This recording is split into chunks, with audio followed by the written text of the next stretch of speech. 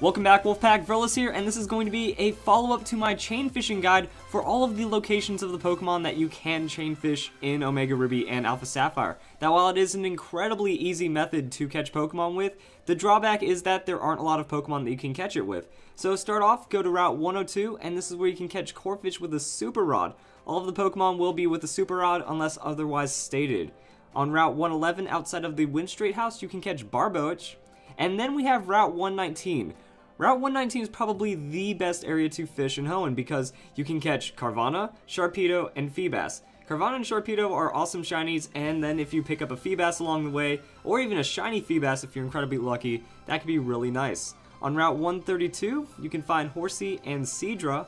On Route 128, you can catch yourself a Luvdisc. At the Battle Resort, you can catch Remoraid or Octillery, and then everywhere else you can catch Wailmer.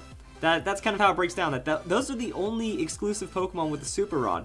The only other Pokemon you can catch are Magikarp with an old rod pretty much anywhere, and then you can go to Route 118 with a good rod. Interestingly enough, this is where you actually obtain the good rod, and then you can fish for Tentacool, and then on Route 117, you can catch yourself a Goldeen with a good rod. And that's all there is. So, unfortunately, like I said earlier, that there aren't really a lot of Pokemon that you can chain fish with, so it is a good and a bad thing that it doesn't take a lot of time to chain fish and catch all of these Pokemon shiny, honestly. That if you just wanted to go and catch all of the shiny Pokemon possible with this method, you could probably do that in a relatively, maybe even within a day, depending on how fast you can chain fish. And that's about all there is to it. So I hope you guys enjoyed this video. Those are the best locations for finding Pokemon to chain fish, and I hope you all have a nice day.